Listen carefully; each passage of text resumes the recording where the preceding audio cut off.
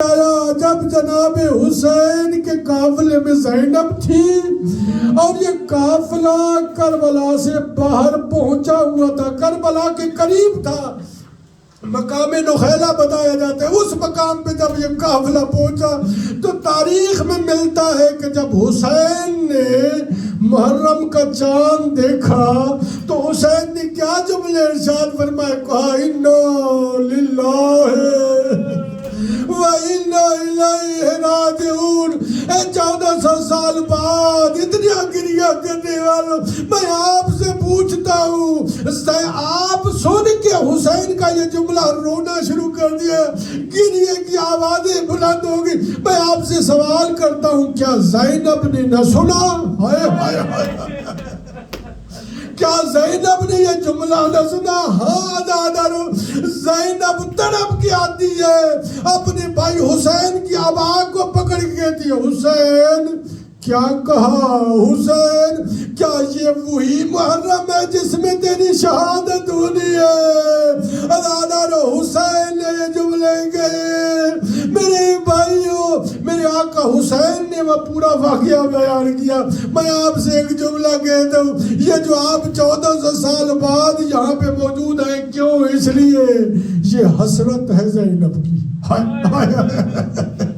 رونے کے لیے یہی ایک جملہ کافی ہے کہ یہ حسرت ہے جناب سیدہ زینب کی۔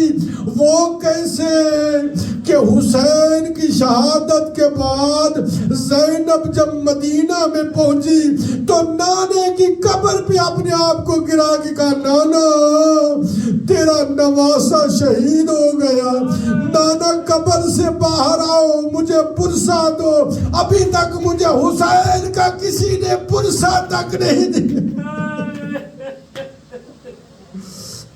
اجرکم علی اللہ، یہ کتنی بڑی قربانی ہے میرے بھائیوں۔ میں زیادہ مصائب نہیں پڑھتا، ابھی آپ نے جملے سنے، لیکن ایک جملہ میرے ذہن میں آ گیا، آپ کی آنکھوں میں آنسو آئے تو میں ایک جملہ کہتا ہوں، ہائے کتنی بڑی قربانی تھی جو زینب نے دیکھی، ہائے کیسی قربانی تھی۔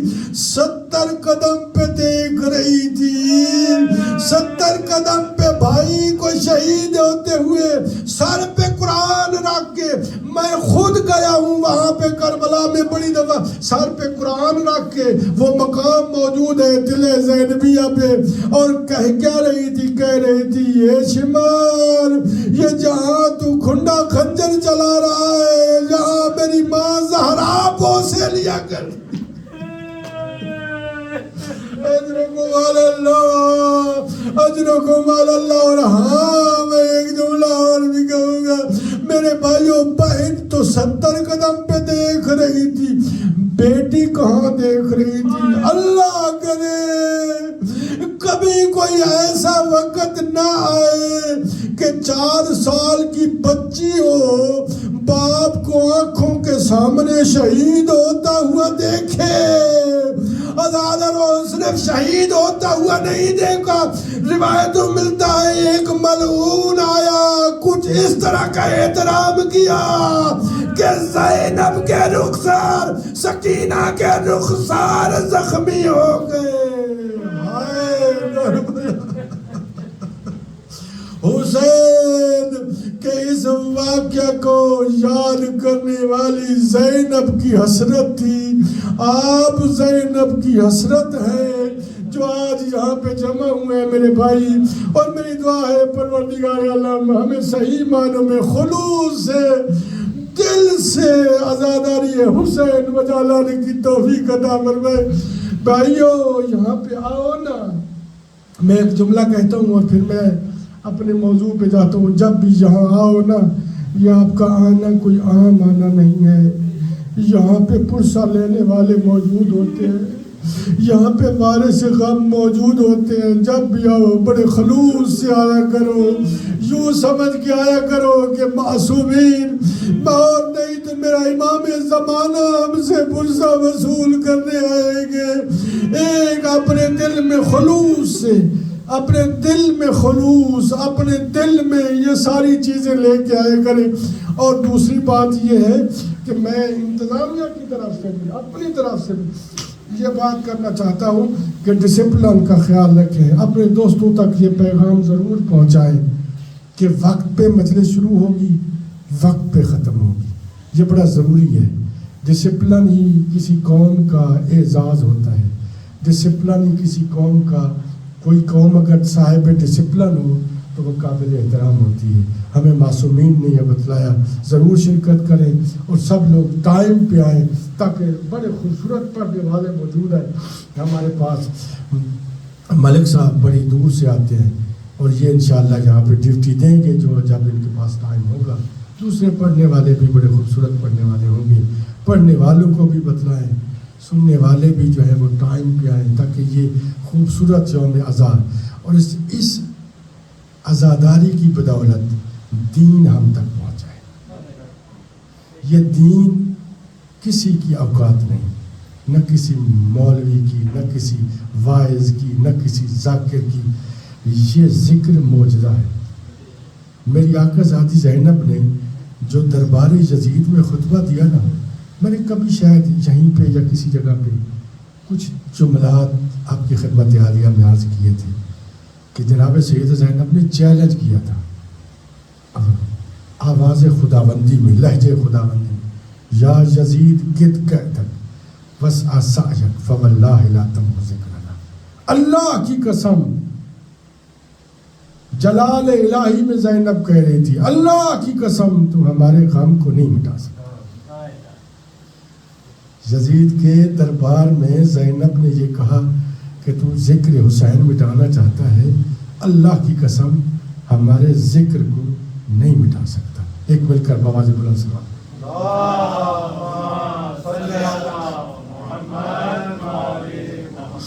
برادران گرامی کا تو میرے پاس صرف 20-25 منٹ ہے، مجھے اس کے اندر ہی مجلس ختم کرنی ہے۔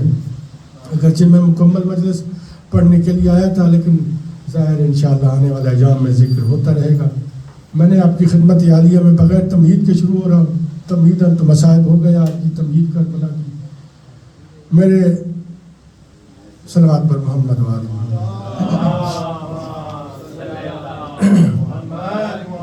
پروردگار عالم نے اپنی لا ریب و بیات کتاب میں ارشاد فرمایا، وَلَسَوْفَ يُعْطِيكَ رَبُّكَ فَتَرْضَىٰ، اے میرے حبیب ان قریب تیرا رب تجھے ایسی نعمت عطا کرے گا جس سے تو راضی ہو جائے گا۔ تصور کرنے کی بات ہے، ہر انسان چاہتا ہے کہ مجھ سے میرا اللہ راضی ہو جائے۔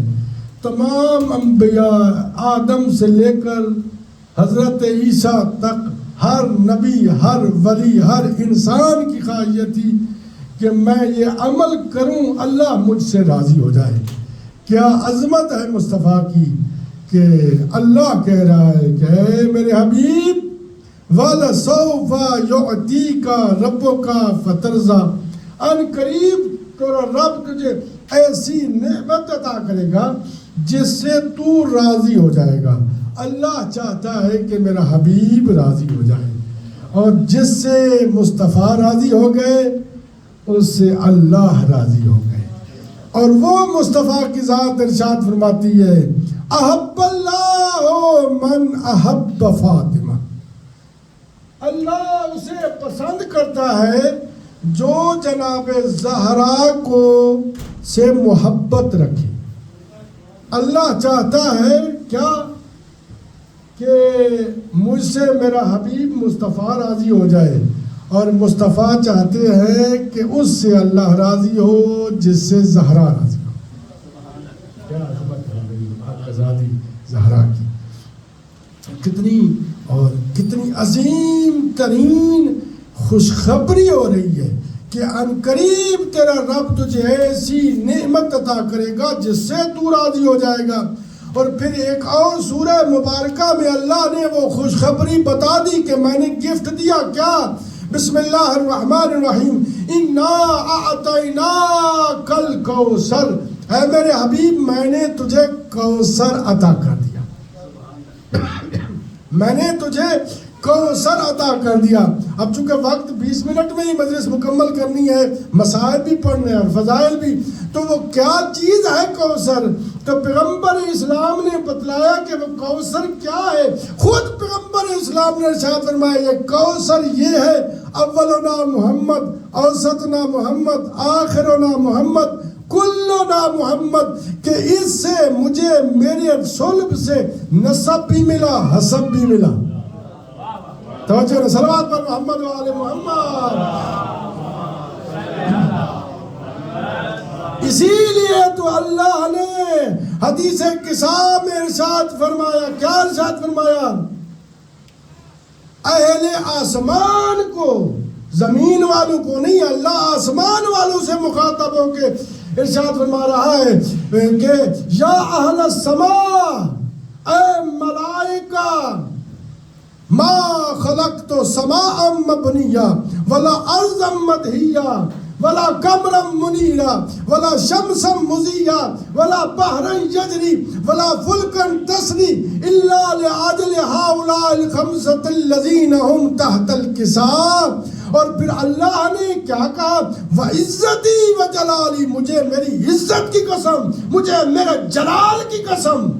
اور میرے بھائیوں، اللہ نے قرآن مجید میں آسمان کی قسم کھائی ہے، سورج کی قسم کھائی ہے، اور دن کی قسم کھائی ہے، رات کی قسم کھائی ہے، انسانیت کی قسم کھائی ہے، سمانوں کی قسمیں کھائی ہیں، اور درختوں کی قسمیں کھائی ہیں، اور مختلف چیزوں کی قسمیں کھائی ہیں۔ کبھی کسی مقام پہ میں یہ دعوے سے کہہ سکتا ہوں اللہ نے قرآن مجید میں نہ اپنی عزت کی قسم کھائی ہے، نہ اپنے جلال کی قسم کھائی ہے۔ یہاں پہ پنجتن کا تذکرہ آیا تو اللہ نے کہا وعزتی وجلالی، مجھ اللہ کو میری عزت کی قسم، میرے جلال کی قسم۔ اللہ بتلانا یہ چاہ رہا ہے کہ عزت بھی اسی کی ہوگی جو پنجتن کا محب ہوگا۔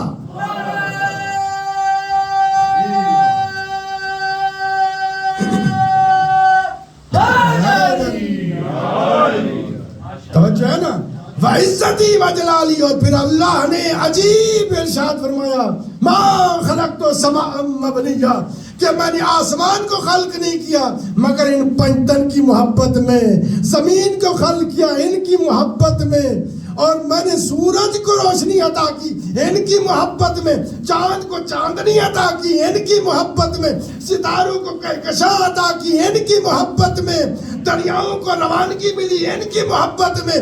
اللہ کہہ رہا ہے کہ میں نے دنیا کو خلق کیا ان کی محبت میں۔ اور پھر اللہ تعارف کیا کرا رہا ہے؟ اور جب ملائکہ نے، جبرائیل نے پوچھا یا رب من تحت الکساء، اے اللہ وہ چادر کے نیچے کون ہے جن کے لیے تو نے پوری کائنات کو خلق کیا؟ تو اللہ کو کہنا تو یہ چاہیے تھا کہ مصطفیٰ ہے، مرتضیٰ ہے، فاطمہ ہے، حسن ہے، حسین ہے، لیکن اللہ نے عجیب ارشاد فرمایا ہم فاطمہ، تو وہ فاطمہ ہے، وہ ابوہا اور ان کے باپ ہیں، وہ بالوہا اور ان کے شوہر ہیں، وہ بنوہا اور ان کے بیٹے ہیں۔ اللہ جناب فاطمہ سے تعارف کرانا چاہ رہا ہے۔ بھائی ہماری دنیا والوں کا یہ رواج ہے اور حقیقت ہے، تعارف اس سے کرایا جاتا ہے جس کو لوگ جانتے ہوں، جس سے لوگ زیادہ۔ بھائی اگر کوئی مجھے جانتا ہے تو میرے ذریعے سے بیٹے کا تعارف ہوگا کہ یہ اس کا باپ ہے، یہ باپ ہے اور یہ بیٹا ہے۔ اب یہ الٹ ہو رہا ہے کیا کہ اللہ کہہ رہا ہے کہ جناب زہرا کے ذریعے سے تعارف کرا کے اللہ بتلانا یہ چاہ رہا ہے تاکہ ہمیں قیامت تک کے لیے، اے دنیا والوں تم زہرا کو جانو نہ جانو، ملائکہ میں اور آسمان میں سب لوگ زہرا کو جانتے ہیں۔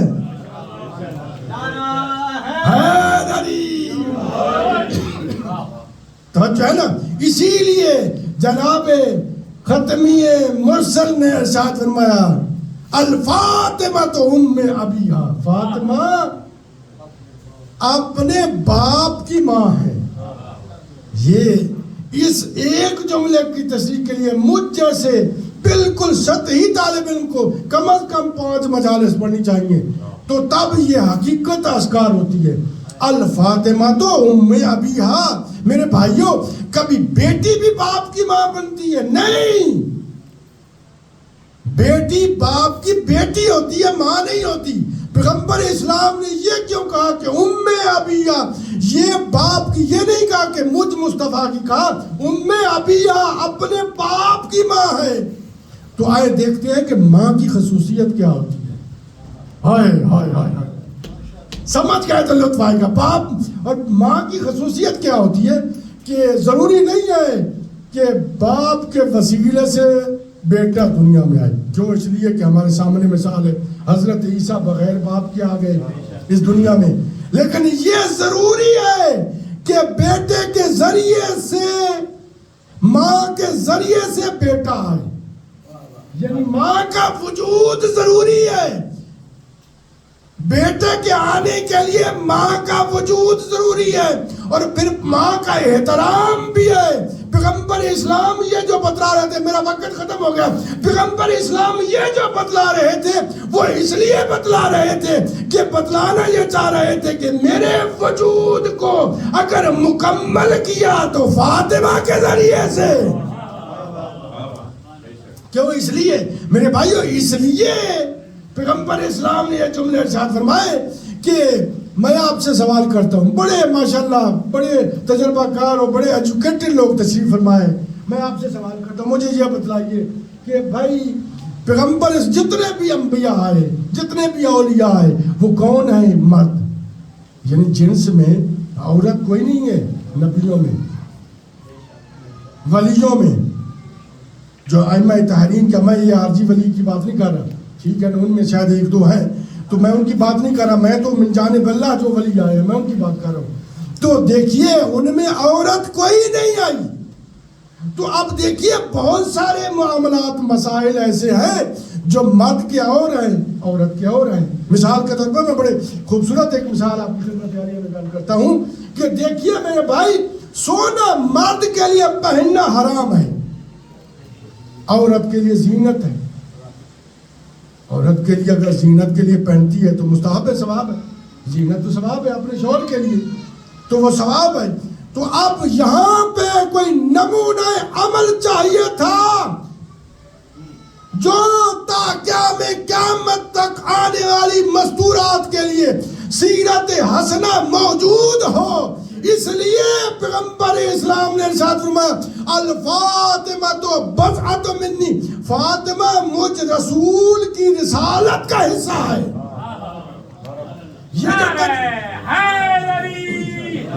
یہ جو ترجمہ کیا جاتا ہے نا کہ بھائی میرا جگر کا ٹکڑا ہے، یہ غلط. جگر کا ٹکڑا، ہر بیٹی اپنے باپ کا جگر کا ٹکڑا ہوتی ہے، یہ نہیں، بلکہ پیغمبر اسلام نے یہ جو ارشاد فرمایا بتلانا یہ چاہ رہے تھے اگر میں نبی ہوں تو یہ نبوت کا ٹکڑا ہے، اگر میں رسول ہوں تو یہ رسالت کا حصہ ہے، اگر میں سید الانبیاء ہوں تو یہ میرے سید الانبیاء ہونے کا حصہ ہے. میری رسالت مکمل ہو رہی ہے فاطمہ کے کردار کے ساتھ.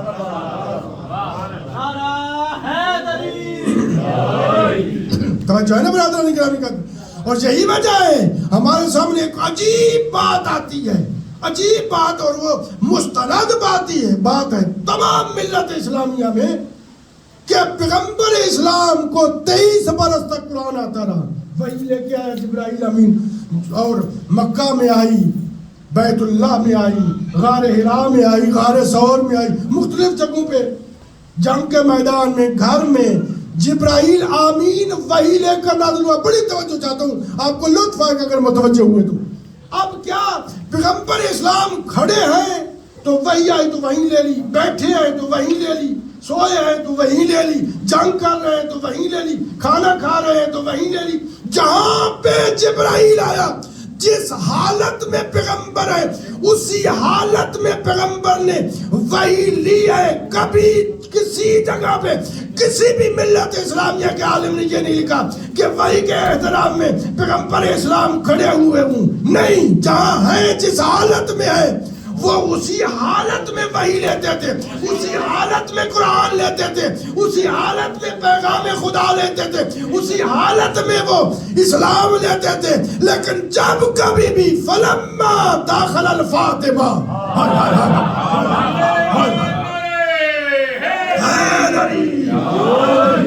فلما داخل الفاطمہ، جب بھی جناب زہرا آتی، قام الیہا، ان کے لیے کھڑے ہو جاتے رحمت کل، ان کے لیے کھڑے ہو جاتے سید الانبیاء، ان کے لیے کھڑے ہو جاتے جن کی وجہ سے نبیوں کو نبوت ملی، ہائے ہائے ہائے ہائے، ان کے لیے کھڑے ہو جاتے جو محبوب کبریا ہے احترام میں. اور فقط کھڑے نہیں ہوتے، اللہ فقط کھڑے نہیں ہوتے تھے.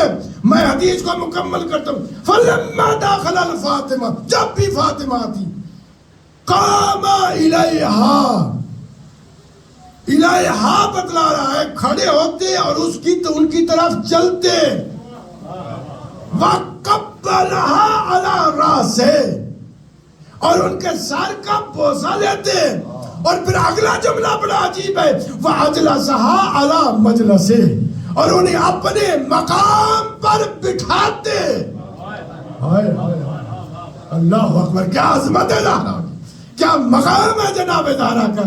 اور جب بھی آتے، یہ فلما، یہ جو عربی زبان کا یہ لفظ ہے نا، اس میں بڑی حکمتیں ہیں، اس کی بڑی تشریحات ہیں. جب بھی آتے، میں تو مختصر میں، ہماری اردو زبان تو بڑی چھوٹی زبان ہے، عربی زبان تو بڑی فصیح و بلیغ زبان ہے، اس میں تو بڑی فصاحت، ایک لفظ میں بڑی فصاحت ہوتی ہے. جب بھی آتے، اب تصور کر لیجئے کہ جناب ختمی مرسل روز محشر بیٹھی ہوں کرسی رسالت پہ، شافی محشر بن کر، اور اسی حالت میں وہاں انبیاء بھی ہوں، مرسلین بھی ہوں، اولیاء کرام بھی ہوں، پوری انسانیت خدا بندی بھی ہو. جب بھی جناب زہرا آتی تو کھڑے ہو جاتے. اگر روز محشر جناب زہرا آ گئی، ہائے ہائے ہائے ہائے، اگر اس حالت میں جناب زہرا آ گئی تو پھر کیا ہوگا؟ ان کے احترام میں مصطفیٰ کھڑے ہو جائیں گے، اور جب مصطفیٰ کھڑے ہوں گے ان کے احترام میں انبیاء کھڑے ہو جائیں گے، اور جب انبیاء کھڑے ہوں گے ان کے احترام میں رسل کھڑے ہو جائیں گے، اور جب رسل کھڑے ہوں گے ان کے احترام میں اولیاء کھڑے ہو جائیں گے، ولی اور ائمہ کھڑے ہو جائیں گے، اور جب ولی اور ائمہ اور اولیاء کھڑے ہو جائیں گے تو پوری خلق خدا کھڑی ہو جائے گی. زہرا تو وہ ہے جس کا احترام اللہ چاہتا ہے پوری مخلوق ادا کرے.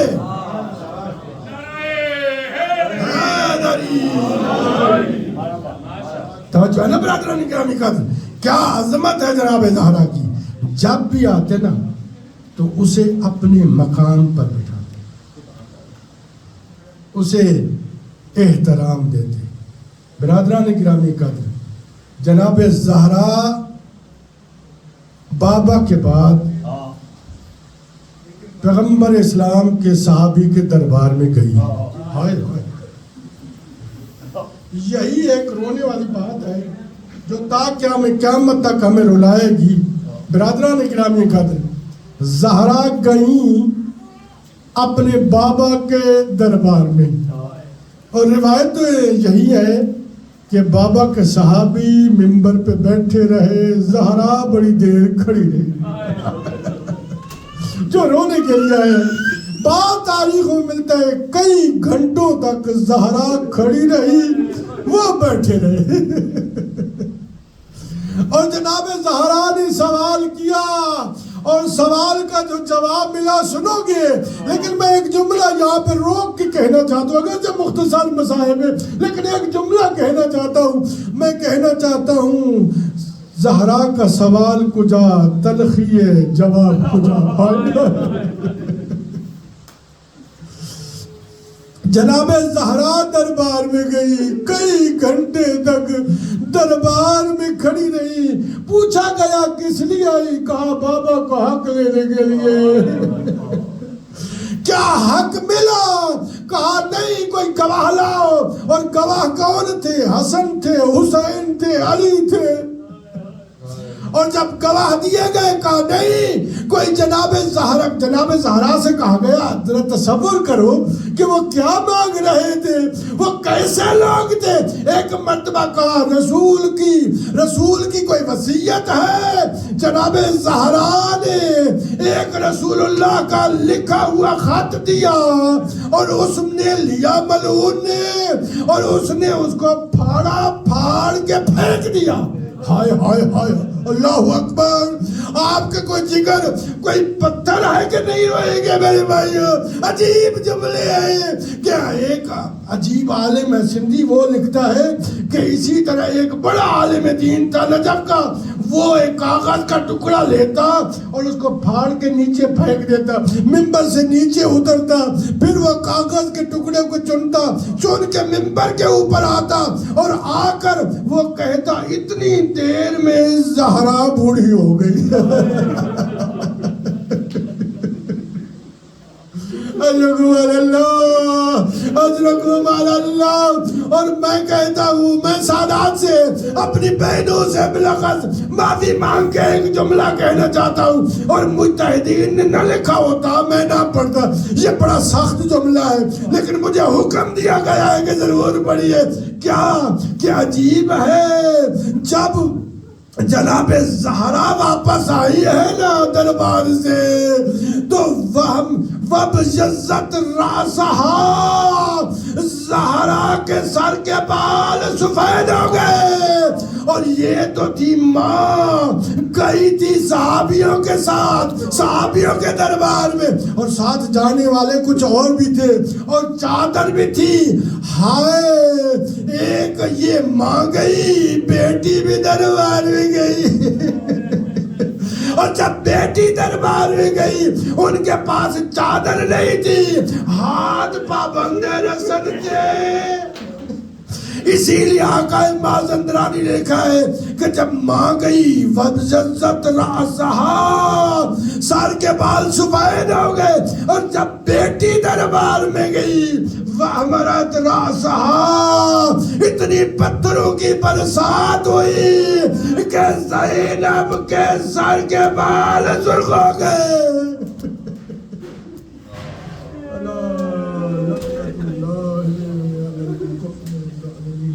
وَسَيَعْلَمُ الَّذِينَ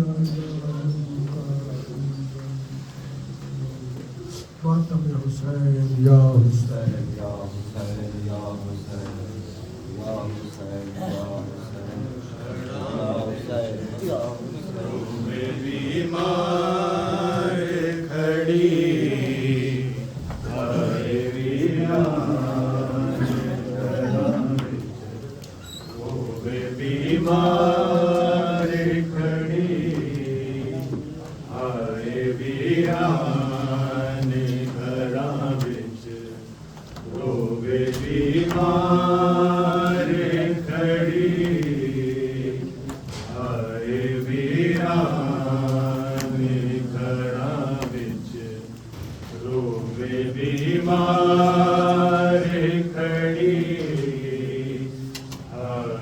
Be